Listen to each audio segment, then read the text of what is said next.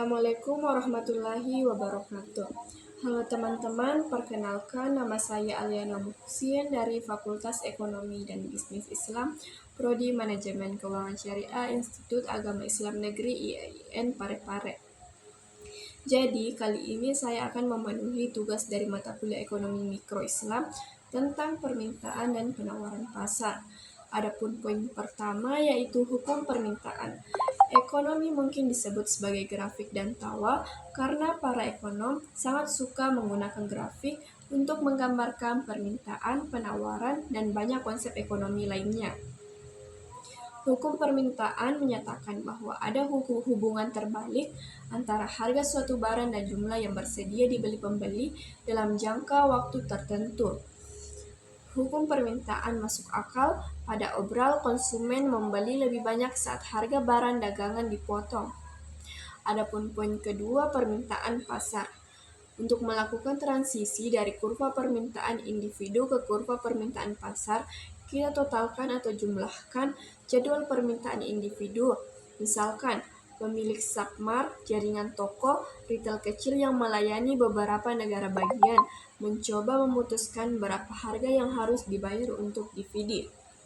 Poin ketiga, perbedaan antara perubahan dalam jumlah yang diminta dan perbedaan antara perubahan permintaan. Harga bukan satu-satunya variabel yang menentukan berapa banyak barang atau jasa yang akan dibeli konsumen. Berbagai faktor dapat memengaruhi posisi kurva permintaan. Karena faktor-faktor ini bukan harga barang itu sendiri. Variabel-variabel ini disebut determinan non-harga atau sekedar penggeser permintaan.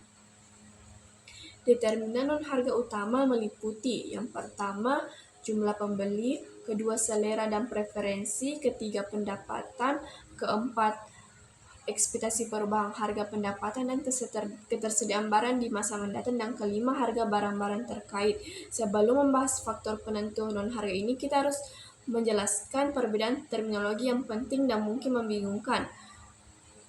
Perubahan permintaan adalah peningkatan atau pergeseran ke kanan atau penurunan pergeseran ke kiri dalam jumlah yang diminta pada setiap kemungkinan harga.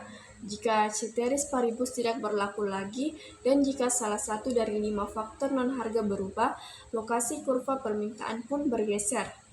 Jadi kesimpulannya, berdasarkan hukum permintaan, setiap penurunan harga sepanjang sumbu vertikal akan menyebabkan peningkatan jumlah yang diminta diukur sepanjang sumbu horizontal. Selanjutnya ada penentu permintaan non-harga.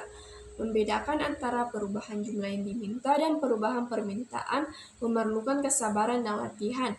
Pembahasan berikut tentang perubahan spesifik pada faktor non-harga atau penggeser permintaan akan menjelaskan bagaimana setiap variabel non-harga mempengaruhi permintaan. Poin selanjutnya yaitu hukum penawaran. Dalam percakapan sehari-hari, istilah penawaran mengacu pada jumlah tertentu atau persediaan terbatas. Penafsiran penawaran ini bukanlah definisi ekonom. Bagi ekonom, penawaran adalah hubungan antara kisaran harga yang mungkin dan jumlah yang dipasok yang dinyatakan sebagai hukum penawaran. Hukum penawaran menyatakan bahwa ada hubungan langsung antara harga barang dan jumlah yang bersedia ditawarkan penjual untuk dijual dalam jangka waktu tertentu.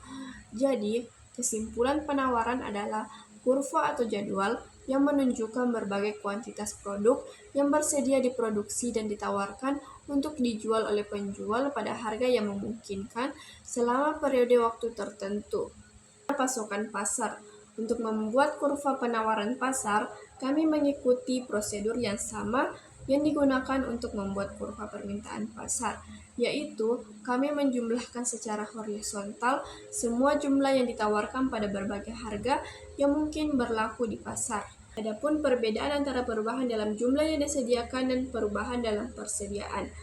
Seperti dalam teori permintaan, harga suatu produk bukan satu-satunya faktor yang memengaruhi seberapa banyak penjual menawarkan barang untuk dijual. Jadi, itulah penjelasan singkat tentang materi permintaan dan penawaran mata kuliah Ekonomi Mikro Islam. Sekian dan terima kasih. Wassalamualaikum warahmatullahi wabarakatuh.